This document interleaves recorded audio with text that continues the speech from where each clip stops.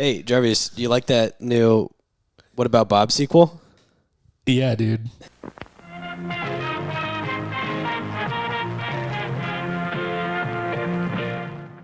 It's a movie that's way overdue for a remake. Definitely. What About Bob? What about Bob? That's all we want to know. Poor Bob. We've got to. It actually. Okay. Well, first off, welcome back to Full Time Movie Fans.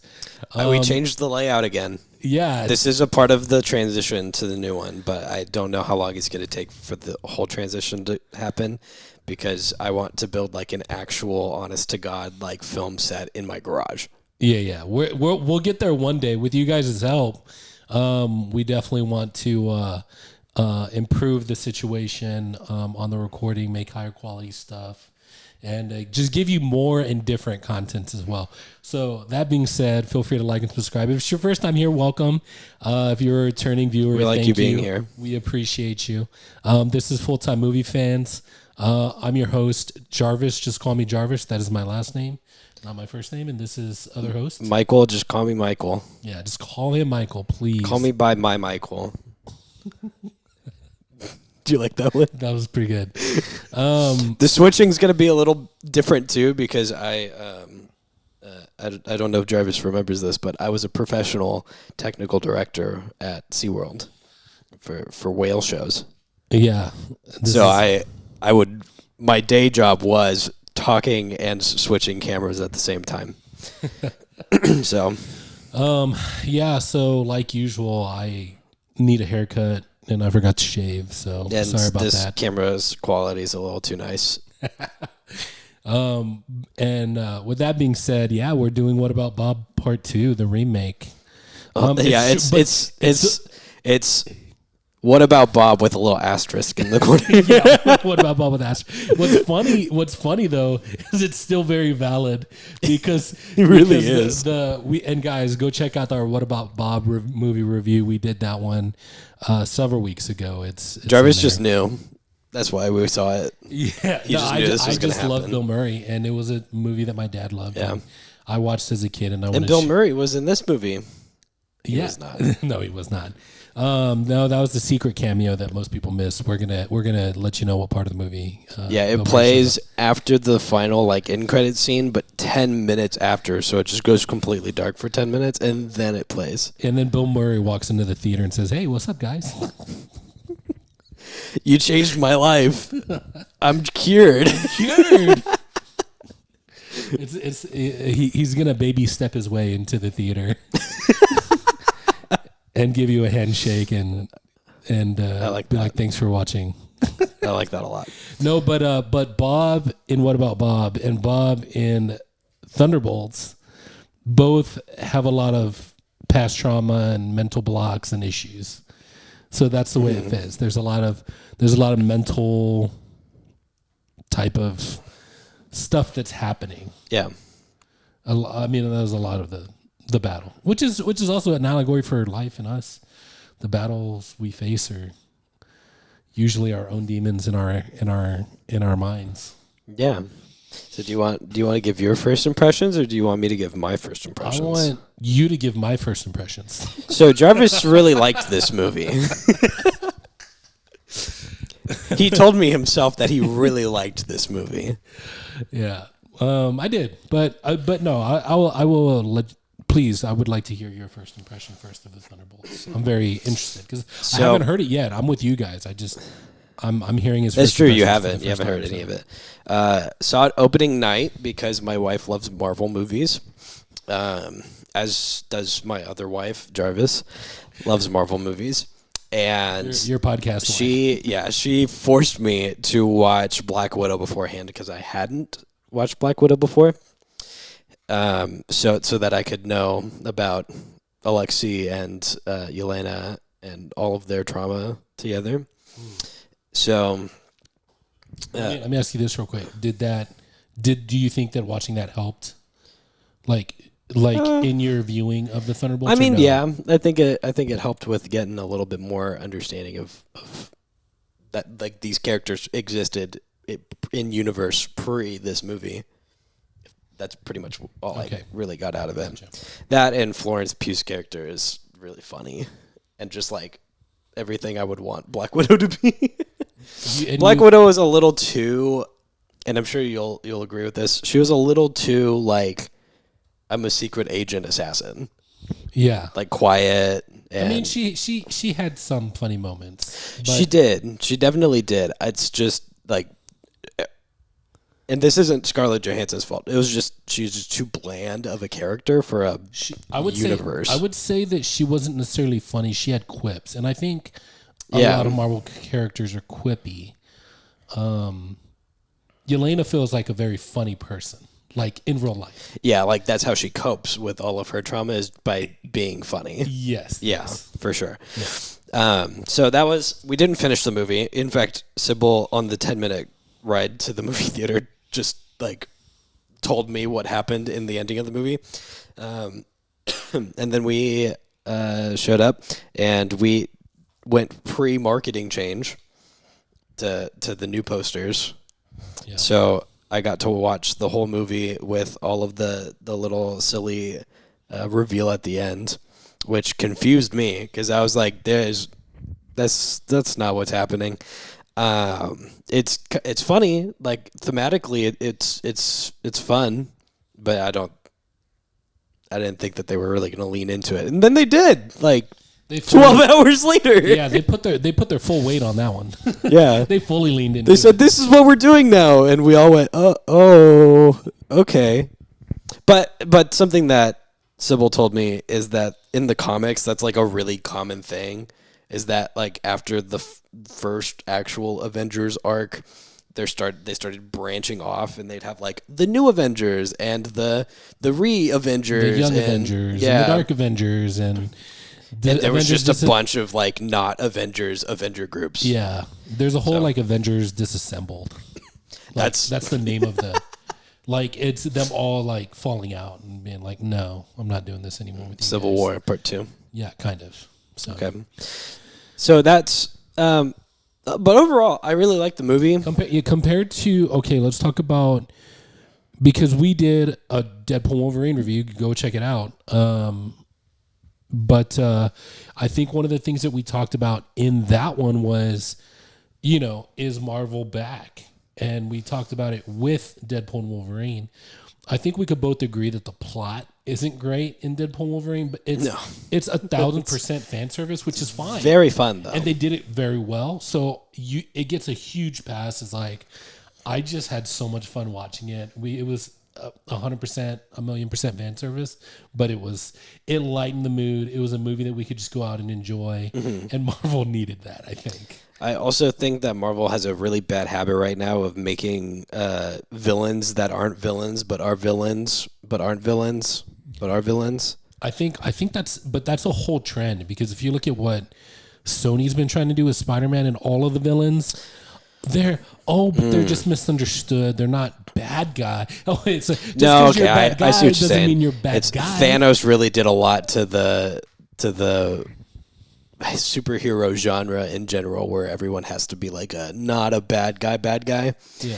And what's really funny is that one of the movies that comes to mind that does not fall victim to this is Guardians 3. Yeah, true. Because Guardians 3, you're like, oh, that guy kicks puppies. Yeah. I don't like him. Yeah, a truly despicable villain that you can hate. Yeah, but like even because we just did Sinners, and you talk about Ryan Coogler, but even with like Wakanda, the first one with Michael B. Jordan playing yes, Killmonger, even him, you were just like, man, though, I kind of get it. Like, he's not wrong. Yeah. But then I forget what is it. Is it Cinema Sins or someone else? One of those satirical movie reviewers that they were just like, oh yeah, we have to remind everybody that this is a bad guy, so he's gonna choke this woman. And he's literally choking a woman with the herbs. Is like, hey, we want you to have sympathy, but just remember he's a bad guy, so he's gonna choke this woman out. I think I've told you about this writing trope, is that there's like a common, like, if you want your audience to know that this is your bad guy, have them kick a puppy. Yeah. Like, that's like the metaphor that they use for that. I mean, and it makes sense. All of John Wick is built off of that premise, so right. The whole franchise makes sense. So yeah, no, I get it. Yeah, but I agree with you. There's a whole like, oh, they're bad, but like they're kind of not all the way bad. Yeah, and I don't know. I'm not a big fan of Bob. I'm not gonna lie. Ooh, not a big fan of him. So when I think he did a great job. So when people like, ask acting. you, what about Bob? You're just like, meh. Much like the actual movie, What About Bob? Yeah, I did not really care for Bob. Bob was very off-putting. That's a great way to put it. Is that the same? Does it parallel across it just both doesn't. movies? It just doesn't seem like he has motivation. What if his motivation is motivation? That'd be great. That's a Rick and Morty like reference. we keep on getting told that he's like an unstable dude that has like terrible trauma and like but a god complex at the same time, and it switches too quick and just telling us that that's what he's like, because he's just like such a calm, gentle dude the whole time. Guys, let me say this: I actually relate to this movie a lot. To be honest with you, it definitely hit a strong trauma nerve for me in the theaters. Mm-hmm. I did start crying, but I feel like I can relate to Bob because I look at my life. Sorry, this is another thing I do is I overshare. Full-time movie. We love a Jarvis overshare moment. Clip it for the fan edit. Yeah, Jarvis oversharing. Yeah, the Jarvis trauma dumping montage. But I think a lot. I overthink a lot. I consider myself to be very self-aware.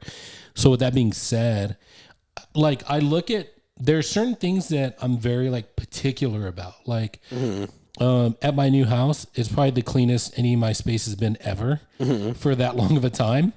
I'm very particular about certain things, but I'm not OCD. Like, you know what I mean? Like, I don't like stuff on my lenses, on windows, on my car windshield, but I'm not OCD because like if you walked into my house, I have two windows. I assume that they're spaced evenly across. Yeah. But the way I have my TV set up, and I have like my TV stand, and I have two little stands with my movies and some other stuff.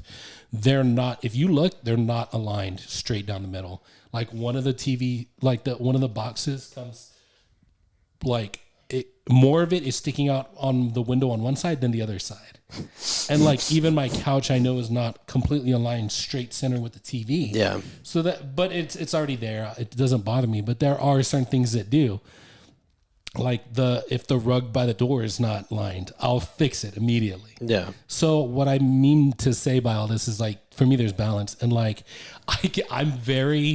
I can be extremely depressed and not like myself, but I'm also very arrogant and like I'm a great person and like I'm smarter than most people and like I can be very funny and all this other stuff. Like I also, so I feel like I have that. Where Jarvis, do you want your therapy session for the week? Do you want to know what that is? I can't afford it right now. Do you know what that is? In all honesty, that is telltale signs of, and I learned this from my therapist. It's an ego problem. Well, it's not a low self-esteem problem. It's not a God complex. It's just fully just an ego problem. Well, here's another thing. I don't know if people. Sorry, we're getting like way off on a tangent here, but like this is important stuff. I know like 3 or 4 viewers at minimum that have this problem. Personally, so all of our viewers. One of them's right here. The other one's right here. So 2 out of 3 of them are in the room right now. One of them is not Hunter, so.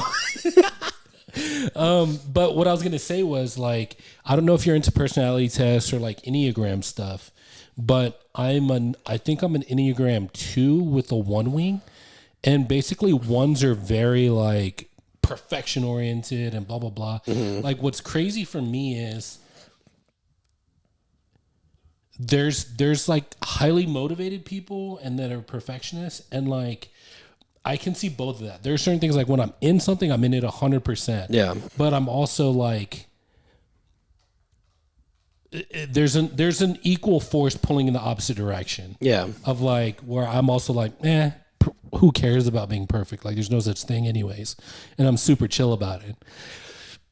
But I know there's a lot of other stuff too. I could go on. We could have this whole thing about that. But so anyways, Jarvis, what was your first impressions of this my first movie? impressions? I'll make this short. I promise. I really liked it a lot. I thought it was very entertaining. I do like the character, the Sentry in the comics. I think that they did a smart thing by focusing on Yelena. It's kind of the anchor, like it's mostly her perspective. It's mostly her feelings and her heart. Yeah, that we're following. She makes a good main character to follow. Yes, she's this movie's anchor main. Yeah, if you will. Dude, have you seen the theories about how this movie was like timed specifically to fit the anchor being thing from Deadpool and Wolverine? No, I didn't. That whole concept is still doesn't make any sense to me. I think that they're just doing it to try to make sure that the whole Doctor Doom thing makes sense. I don't know. Maybe. Some nerd online made a whole timeline thing, and it's... Look it up. I'm not that big of a nerd, okay? Yeah. I don't care about the cinematic universe. I care about the movie. Yeah, we're different kinds of nerds. But anyway, so I just say I really liked it as a Marvel movie. I thought this was very, very good, and I'm not just saying that because I saw someone say that like, oh, well, it's because we've had a lot of mediocre movies that this one that's above average, everybody's like, oh my gosh, it's the best thing because it's been a while. Yeah. Well, I don't necessarily agree to that. I think it's just a good movie, a really good movie. I think it tracks well. I didn't feel myself being taken out of the movie in any weird ways. Like I said, that's a red flag for me. So I liked it. It's good. And now we can get into some of those things like. I think it's good. I didn't care for Bob. Yeah, I like Bob. I thought he did a good job. I think that like the actor did a great job with what they gave him. Yeah. But what they gave him was like, hey, be this like gentle, soft dude that doesn't know what's going on, but also like kind of a psychopath. Well, like I said, I not to that extent psychopath stuff, but like I feel like I understand the balance. Like I get it too. I feel that. I get it too, but not immediately like she believes in me, not like you say you believe in me, so I'm gonna beat you up. Like that was a little much. It's